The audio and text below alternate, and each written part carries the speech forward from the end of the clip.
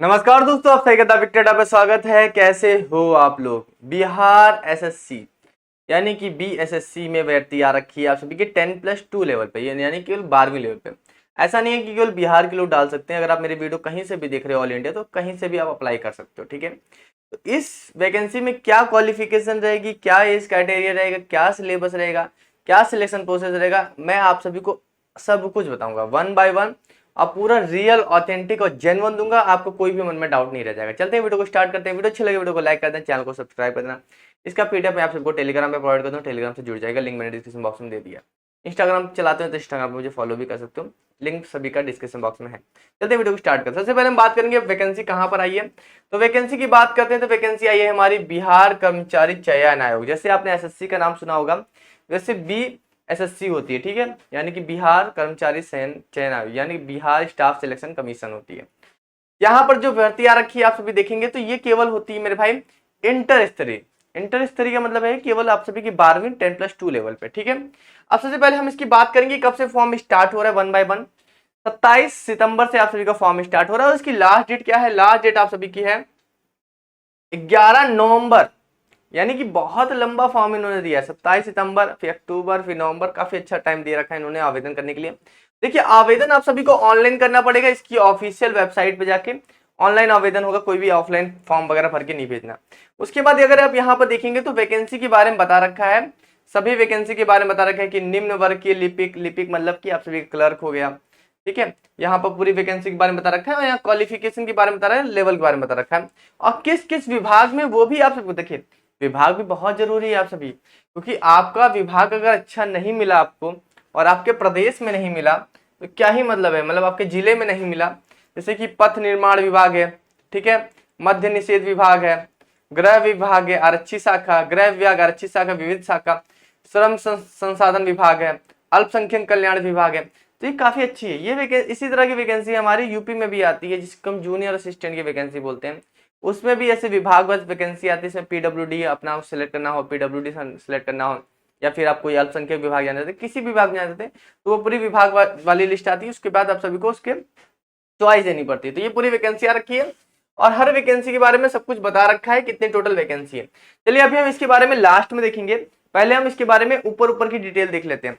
तो सबसे पहले हम वैकेंसी बात करेंगे, वैकेंसी है टोटल कितनी। तो टोटल वैकेंसी की बात करें, टोटल वैकेंसी जो है आप सभी की 11,098 वैकेंसी है। ठीक है, 11098 वैकेंसी है, जिसमें इस तरह से कैटेगरी वाइज भी वैकेंसी दे रखी है। इसके बारे में डिस्कस करेंगे जब हम पूरी तरह से डिटेल करेंगे। अभी हम चलते देखते हैं कि और क्या क्या छोटी छोटी चीजें हैं।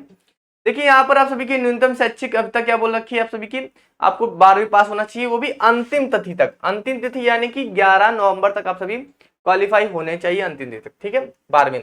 अगर अभी भी अगर आप कर रहे हो तो नवंबर तक अगर आप क्वालिफाई हो जाते हो तब तक आप अप्लाई कर सकते हो। ठीक है, उसके बाद और भी चीजें देखेंगे, इसमें और क्या क्या चीजें दी गई हैं, जो जो इंपॉर्टेंट चीजें बस हम वही देखेंगे, बाकी हम चीजों को मतलब नहीं है कोई भी। ठीक है, उसके बाद यहाँ पर उम्र की सीमा देखना बहुत जरूरी है, क्योंकि उम्र कितनी चाहिए ये भी तो पता होना चाहिए।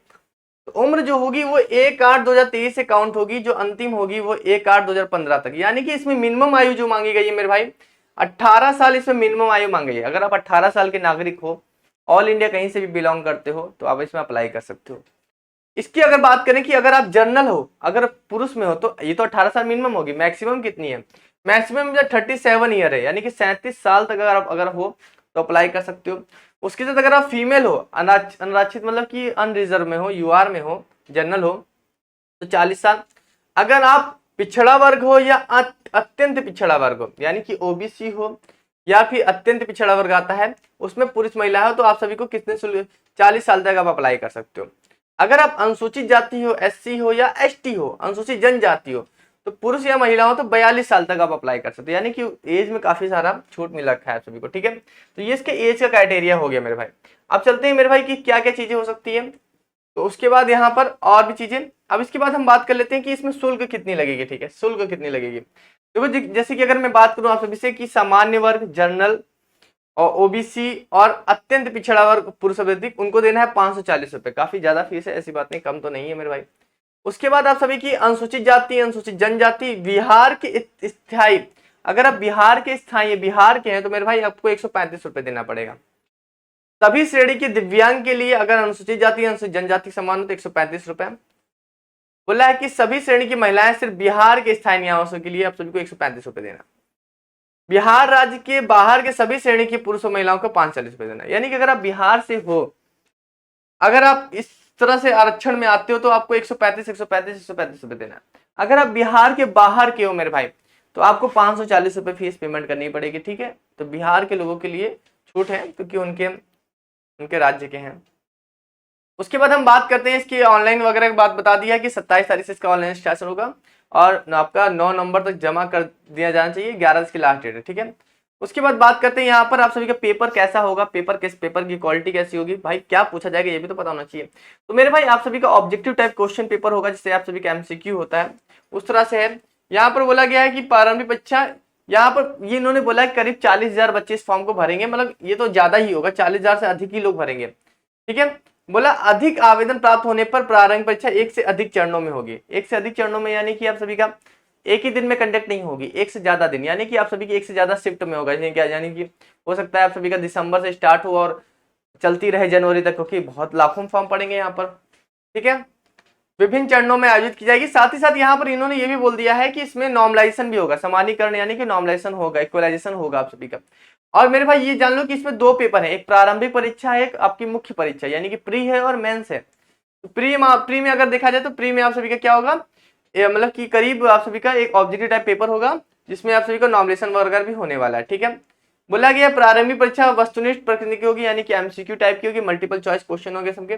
प्रारंभिक परीक्षा के माध्यम से कोटिवार उपलब्ध व्यक्तियों के लिए 5 गुना, यानी कि केवल 5 गुना, जितनी भी वैकेंसी है, यानी कि 11,098 वैकेंसी, तो उसके 5 गुना यानी कि 55,000 लोगों को बुलाया जाएगा। मोटा मोटा बात करूं तो 55,000 लोगों को मुख्य परीक्षा के लिए बुलाया जाएगा, ठीक है। अब बोला गया है कि मुख्य परीक्षा के लिए अलग से विज्ञापन जारी किया जाएगा, यानी जो ये विज्ञापन है आप सभी का, ये केवल आप सभी का प्री का है, प्रारंभिक परीक्षा के लिए। इसके बाद जो मेंस का होगा उसके लिए अलग से नोटिफिकेशन जारी किया जाएगा। अब बोला गया इसमें क्या क्या आपका सिलेबस क्या होगा, तो देखिए मेरे भाई यहाँ पर आप सभी का बोला गया है एक प्रश्न पत्र होगा सामान्य ज्ञान का, जिसमें क्या क्या चीजें होंगी, समान अध्ययन होगा आप सभी का, जीएस होगा आप सभी का, समान विज्ञान एवं गणित भी होगा आप सभी का, उसके साथ मानसिक क्षमता जांच यानी कि रीजनिंग वगैरह होगा आप सभी का, ठीक है। उसके बाद यहाँ अगर हम बात करें प्रश्नों की संख्या तो 150 संख्या बताई गई है आपके प्रश्नों की। बोला है कि प्रत्येक सही उत्तर के लिए आप सभी का 4 अंक दिया जाएगा, यानी कि 150 क्वेश्चन रहेंगे और 4 नंबर मतलब 15 चौके 60, यानी कि 600 नंबर का पेपर होगा। और वहां आप सभी से ये भी बोला गया है कि एक गलत उत्तर के लिए आप सभी का 1 अंक काट लिया जाएगा। यहाँ बोला है कि परीक्षा की अवधि 2 घंटा 15 मिनट की होगी, 2 घंटा 15 मिनट का आप सभी का पेपर होगा, यानी कि काफी लंबा पेपर चलने वाला है आप सभी का। प्रारंभिक परीक्षा में भाषा हिंदी या अंग्रेजी होगी, इसके अलावा कोई और भाषा आप सभी को नहीं मिलेगी। ऐसा नहीं है कि आपको गुजराती में पेपर दिखेगा, नहीं, केवल हिंदी और इंग्लिश में दिखेगा। उसके बाद सिलेबस पे भी हम नजर मार लेते हैं कि समान अध्ययन में आप सभी को बोला गया है, इसको आप देख लेना मेरे भाई। उसके बाद यहाँ पर देखिए कि समसामय की विषय वगैरह बताया गया कि आप सभी के करंट अफेयर वगैरह, भारत के पड़ोसी देश वगैरह, विज्ञान गणित वगैरह। देखिए गणित वगैरह में इसमें संख्या पद्धति वगैरह से संपूर्ण संख्या, अवलेखन, दशमलव, भिन्न संख्याओं के बीच परस्पर संबंध, मूलभूत अंगगणितीय संक्रियाएं, प्रतिशत, अनुपात, समानुपात, औसत, ब्याज, लाभानी, यानी कि ज्यादा बड़ा सिलेबस नहीं, अर्थमेटिक का ही है, सिंपल सिलेबस दे रखा है। उसके बाद रीजनिंग का सिलेबस जो है वो सिंपल जैसा रीजनिंग का होता है वैसा सिंपल सिलेबस है, जो भी किसी भी बुक को फॉलो कर लो, पूरा सिंपल एसएससी का सिलेबस फॉलो कर लो। उसके बाद मेरे भाई यहाँ पर क्वालिफाइंग मार्क्स भी दिया गया है कि आपको कितने कितने नंबर लाने हैं। तो यानी कि सामान्य वर्ग को 40% अंक लाने ही है, यानी कि आप सभी का 600 का पेपर है तो उसमें आप सभी को 240 नंबर तो लाना ही है, 240 नंबर लाना ही पड़ेगा, क्योंकि 600 नंबर का 600 का 40% निकालोगे तो मेरा कितना है 624, 240 नंबर लाना पड़ेगा। अन्य पिछड़ा वर्ग को आपको 36.5% लाना पड़ेगा और आप सभी को अत्यंत पिछड़ा वर्ग को 34% लाना पड़ेगा। अनुसूचित जनजाति को 32% लाना पड़ेगा, महिलाओं को 32% लाना पड़ेगा, दिव्यांग को 32, यानी कि सामान्य वर्ग को ही सबसे ज्यादा नंबर लाने पड़ेंगे। 240 नंबर तो कम से कम आपको लेके आने हैं 600 में से, ठीक है। उसके बाद यहाँ पर आप सभी की आवेदन संबंधित लास्ट डेट दे रखी है कि 27 से स्टार्ट हो रहा है और अंतिम तिथि आप सभी 11 नवंबर है, ठीक है। उसके बाद यहाँ पर आज कुछ दिया नहीं गया है, आप सभी को फोटो वगैरह बताने के लिए बता दिया कि कैसे आप सभी को अप्लाई करना है, वो सारी चीजें हम बता रखी है, ठीक है। और अंतिम तिथि वगैरह, तो ये आप सबका नोटिस यहाँ पर एंड हो जाता है, यानी टोटल 8 पेज का नोटिस है। अब चलते हैं हम भाई, अब यहाँ पर वैकेंसी को डिटेल में देख लेते हैं। टोटल वैकेंसी तो हमने देख ली 11,000 है, मगर किस किस विभाग में किस तरह की वैकेंसी उसको हम देख लेते हैं मेरा। सबसे पहले हम बात करेंगे कि पथ निर्माण विभाग। पथ निर्माण विभाग यानी कि जो आप सभी का पीडब्ल्यूडी भी कहते हैं इसको, तो यहाँ पर आप सभी देखेंगे तो आप सभी का यहाँ पर आपकी क्लर्क की वैकेंसी है, लिपिक की वैकेंसी रखी है, इसमें लेवल 2 की वैकेंसी है इसमें, और इंटरमीडिएट मांगे यानी उसके समकक्ष भी आप हो सकता कर सकते हैं। उसके साथ आप सभी से यहाँ पर कंप्यूटर पे हिंदी वर्ड में प्रोसेसिंग या आप सभी टाइपिंग मांगे, टंकन मांगा गया, टाइपिंग मांगी गई आप सभी से। इसमें टोटल वैकेंसी की बात करें हम यहाँ पर, तो टोटल वैकेंसी की बात करें यहाँ पर, तो यहाँ पर 38 वैकेंसी आ रखी है और 13 वैकेंसी, यानी दो तरह से इसको विभाजित किया गया है, ठीक है। और उसके बाद यहाँ पर देखेंगे दूसरी वैकेंसी हम देखेंगे, तो यहाँ पर भी लिपिक की भर्ती है, मध्य निषेध विभाग में आप सभी का रखा है, उत्पादन निबंधन विभाग में यहाँ पर आप सभी से इंटरमीडिएट मांगा गया और सब टाइपिंग भी मांगे, यानी कि कुछ में आप सभी से टाइपिंग भी मांगी गई, कंप्यूटर के संचालन यानी। और यहाँ पर बोला हिंदी व अंग्रेजी टंकन अनिवार्य, यानी कि दोनों आप सभी से बोला है, हिंदी व अंग्रेजी दोनों आप सभी से बोल दिया है, तो इस बात को अगर आप देखना। उसके बाद यहाँ वैकेंसी की बात करें तो 340 वैकेंसी और 105 वैकेंसी करके आई है मेरे भाई। उसके बाद हम बात करेंगे गृह विभाग में, गृह विभाग में आरक्षी शाखा में इंटरमीडिएट चाहिए। यहाँ पर बोला कि कंप्यूटर पे हिंदी में वर्ड प्रोसेसिंग और टंकन हिंदी के लिए मांगा गया आप सभी से, ठीक है। और इसमें वैकेंसी की बात करेंगे, टोटल वैकेंसी आ रखी है 1906, तो हर विभाग में अलग अलग भर्ती आ रखी है। अब गृह विभाग की बात कर ले तो इंटरमीडिएट समकक्ष यानी कि कंप्यूटर चलाना वगैरह आप सबको आना चाहिए। इसमें कंप्यूटर में हिंदी में वर्ड प्रोसेसिंग और टंकन आना चाहिए, यानी कि आप सभी को टाइपिंग वगैरह आनी चाहिए यहाँ पर, ठीक है। अब यहाँ वैकेंसी की बात करें तो 10 और 4 वैकेंसी, काफी कम वैकेंसी यहाँ पर। उसके बाद अगर हम नेक्स्ट बात करें तो श्रम विभाग में आ रखी है, श्रम संसाधन विभाग में आ रखी है। यहाँ पर भी आप सभी से टाइपिंग वगैरह मांगा रखा है, ठीक है, हिंदी के मांगा गया है। तो यहाँ पर आप सभी से कितनी वैकेंसी आ रखी है, वैकेंसी 20 और 4 वैकेंसी आ रखी है, तो आपके नंबर के ऊपर डिपेंड करेगा कि आपको कौन सी मिलेगी। उसके बाद अल्पसंख्यक विभाग में भी आ रखी है, अल्पसंख्यक कल्याण विभाग में, यहाँ पर भी इंटरमीडिएट है, यहाँ पर भी आप सभी को टाइपिंग चाहिए। यहाँ पर हिंदी इंग्लिश से कोई चॉइस दिया नहीं है, बोला कि कंप्यूटर संचालन कंप्यूटर टंकन का ज्ञान, यानी कि किस भाषा में होना चाहिए अभी ये बताया नहीं गया यहाँ पर। इसके बाद यहाँ वैकेंसी देखा जाए तो यहाँ पर 63 और 19 वैकेंसी करके आई है आप सभी की, ठीक है। यहाँ पर पर्यावरण वन एवं जलवायु परिवर्तन विभाग में अगर बात करेंगे तो यहाँ पर भी आप सभी की लिपिक की भर्ती रखी है, कंप्यूटर संचालन कंप्यूटर टंकन ज्ञान के साथ साथ इंटरमीडिएट उत्तीर्ण समकक्ष, ठीक है, ये सब होना चाहिए आप सभी का, यानी टाइपिंग वगैरह होनी चाहिए। वैकेंसी यहाँ पर काफी कम है, 30 और 6 वैकेंसी करके आई है। उसके बाद हम बात करेंगे निदेशालय नियोजन एवं प्रशिक्षण पर श्रम संसाधन विभाग में भी आ रखी है। यहाँ पर भी 10+2 मांगा गया आप सभी से, और आपके साथ हिंदी और अंग्रेजी टंकन ज्ञान के साथ कंप्यूटर संचालन आना चाहिए, ठीक है, टाइपिंग आना चाहिए। और इसमें वैकेंसी काफी अच्छी आ रखी है, 239 वैकेंसी आ रखी है, 72 वैकेंसी आ रखी है, ये आपका आरक्षण बता रखा है, ठीक है। उसके बाद यहाँ पर अगर हम देखेंगे तो नेक्स्ट वैकेंसी आ गई समायुक्त में श्रम संसाधन विभाग में आ रखी है, श्रम विभाग में।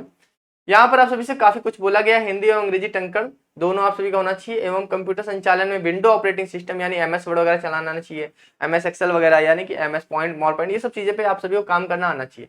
कोई डिग्री वगैरह आप सभी से नहीं बोला है, कंप्यूटर की डिग्री वगैरह कुछ नहीं चाहिए, केवल आप सभी को टाइपिंग वगैरह यानी ज्ञान होना चाहिए। 54 वैकेंसी और 21 वैकेंसी करके आई है यहाँ पर। उसके बाद हम बात कर लेते हैं आप सभी की स्वास्थ्य विभाग में, स्वास्थ्य विभाग में भी आ रही है फाइलेरिया निरीक्षक करके आई है आप सभी की, इसमें 10+2 मांगा गया। विज्ञान से कोई टाइपिंग वगैरह आप सभी से नहीं मांगी गई है, इसमें 69 और 22 इसमें वैकेंसी है। उसके बाद यहाँ पर बात करें सहायक अनुदेशक में, मंत्रिमंडल सचिवालय में राज्य भाषा विभाग में आ रखी है, हिंदी एवं अंग्रेजी टंकन, यहाँ से अभी टाइपिंग मांग गई है आप सभी की, और इसमें वैकेंसी 7 और 3 वैकेंसी आ रखी है। उसके बाद करें आपसे निम्न वर्ग की लिपिक नागरिक सुरक्षा महानिदेशालय आपदा प्रबंधक विभाग में आप सभी की आ रखी है। यहाँ पर भी से आपसे 10+2 मांगा गया है, उसके साथ ही साथ आप सभी को टाइपिंग वगैरह आना चाहिए, कंप्यूटर चलाना आना चाहिए। आप सभी की टोटल वैकेंसी यहाँ पर 41 और 14 वैकेंसी है। उसके बाद हम बात करेंगे आप सभी से राजस्व एवं भूमि सुधार विभाग में आप सभी की, और यहाँ सबसे ज्यादा वैकेंसी है, यहाँ पर कोई टाइपिंग वगैरह आप सभी से नहीं मांगी है। और पोस्ट का नाम है आप सभी से राजस्व कर्मचारी, राजस्व एवं भूमि सुधार विभाग में राजस्व कर्मचारी की भर्ती आ रखी है यहाँ पर आप सभी की। और यहाँ पर जो वैकेंसी आ रखी है सबसे ज्यादा वैकेंसी यहाँ पर देखने को मिलेगी आपसे 3559 वैकेंसी इसमें आ रखी है आप सभी के वर्टिकल में, और हॉरिजेंटल में 1055 वैकेंसी आ रखी है। इस तरह से आप सभी का आरक्षण दिया गया है। उसके बाद आप सभी की पंचायत सचिव की पोस्ट पे भर्ती आ रखी है, पंचायती राज विभाग में आप सभी की आ रखी है, और यहाँ पर आप सभी से टाइपिंग वगैरह मांगी गई है और MS ऑफिस से ज्ञान होना चाहिए। यहाँ पर भी काफी अच्छी वैकेंसी आ रखी है, टोटल 3532 वैकेंसी वर्टिकल है, और हॉरिजेंटल आप सभी की 122 वैकेंसी है, 1022 वैकेंसी है। उसके बाद यहाँ लिपिक की भर्ती रखी है, पंचायती राज विभाग में आप सभी क्या रखी है, इंटरप्ले, और यहाँ पर कंप्यूटर टाइपिंग वगैरह मांगे, और यहाँ पर वैकेंसी 504 171 वैकेंसी आ रखी है। मैं सारी वैकेंसी के बारे में बता देता हूँ। उसके बाद खान एवं भूतत्व विभाग में आ रखी है, यहाँ पर भी कंप्यूटर वगैरह चलाना आना चाहिए, टाइपिंग वगैरह आना चाहिए। उसके साथ ही वैकेंसी यहाँ पर कमी है 58 और 17 वैकेंसी, कम क्या है, एक ही पोस्ट तो आपको चाहिए। परिवहन विभाग में भी आ रखी है, लिपिक की भर्ती आ रखी है, यहाँ पर भी कंप्यूटर से चलाना और टाइपिंग वगैरह चाहिए। टोटल वैकेंसी 89 और 27 है। उसके बाद बात करेंगे कि यहाँ पर लिपिक की भर्ती आ रखी है नगर विकास एवं आवास विभाग में आप सभी की आ रखी है। यहाँ टोटल वैकेंसी करीब आ रखी है आप सभी की, काफी ज्यादा वैकेंसी आ रखी है 2039 और आप सभी के 684। यहाँ पर आप सभी से टाइपिंग वगैरह मांगा गया आप सभी से। उसके बाद हमारे पास केवल यहाँ पर 3-4 वैकेंसी बचती है। तो 4 वैकेंसी कौन कौन सी है, तो पहले हम बात करेंगे यहाँ पर लिपिक की भर्ती है। यह अनुसूचित जाति एवं जनजाति, अनुसूचित जनजाति कल्याण विभाग में आ रखी है। टाइपिंग वगैरह आप सभी को चाहिए और उसके साथ यहाँ वैकेंसी की बात करें 238 और 71 वैकेंसी आ रखी है यहाँ पर। उसके बाद हम यहाँ बात करेंगे यह टंकंग सह लिपिक, यहाँ पर मंत्रिमंडल सचिवालय, बहुत बड़े मंत्रिमंडल सचिवालय में आप सभी क्या रखी है, इंटरमीडिएट उत्तीर्ण होना चाहिए, हिंदी में अंग्रेजी कंप्यूटर तंत्र भाषा ज्ञान होना चाहिए आप सभी का। और यहाँ टोटल वैकेंसी आप सभी की 4 और 1 वैकेंसी आ रखी है, काफी कम वैकेंसी आ रखी है। देखो जैसा जैसा विभाग है भाई वहां वैसे बोला है कि निम्न वर्गीय लिपिक यानी पशु एवं मत्स्य संसाधन विभाग में आप सभी क्या रखी है, कंप्यूटर संचालन कंप्यूटर टंकण के साथ साथ इंटरमीडिएट ज्ञान होना चाहिए आप सभी को। यहाँ वैकेंसी 12 और 2 काफी कम वैकेंसी, क्योंकि ये सब विभाग अच्छे हैं।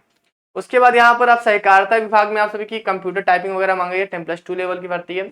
और यहाँ पर टोटल वैकेंसी देखा जाए तो 133 और 39, टोटल वैकेंसी को काउंट किया जाए तो 11,098 वैकेंसी है, जिसमें आप सभी की कैटेगरी वाइज वैकेंसी यहाँ पर दे रखी है कि किस किस कैटेगरी में कितनी कितनी वैकेंसी। ठीक है, तो ये पूरा हो गया आप सभी का वैकेंसी का चार्ट हो गया मेरे भाई। ठीक है, तो सबसे पहले यहाँ पर आप सभी का क्या रखा है, अनारक्षित यूआर की वैकेंसी, फिर आर्थिक रूप से कमजोर ईडब्ल्यूएस की वैकेंसी है।